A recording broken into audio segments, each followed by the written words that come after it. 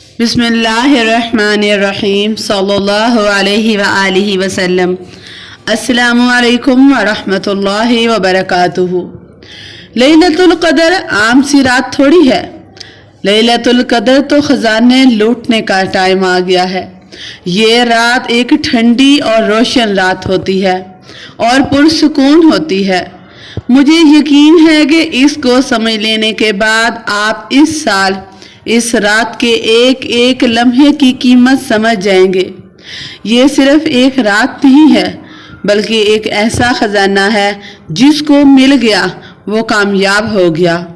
اب یہ سارا حساب اپنے ذہن میں رکھیے اور اس مزدور کی طرح اس رات مزدوری میں جان لگا دیجئے کہ جو بالکل مفلس اور ایک رات کے لیے اس کو کسی ایک بادشاہ کی مزدوری کا موقع مل گیا ہے جو اس کو ایک ایک سیکنڈ کے لاکھوں دینے والا ہے۔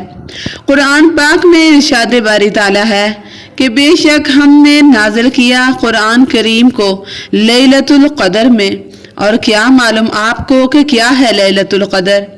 بے شک لیلۃ القدر 1000 مہینوں سے بہتر ہے۔ اس میں فرشتے اور روح الامین اپنے رب کے حکم سے رحمتیں اور برکتیں لے کر دنیا میں اترتے ہیں اور یہاں تک کہ فجر طلوع تک رہتے ہیں۔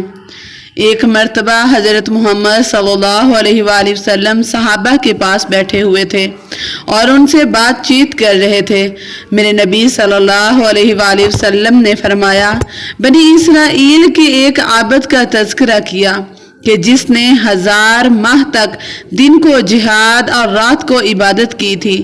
تو صحابہ کرام کو یہ سن کر بہت زیادہ دکھ ہوا کہ ہم سب سے بہترین امت ہونے کے باوجود بنی اسرائیل کے مجاہدہ اور ان کی عبادت کا مقابلہ نہیں کر سکتے۔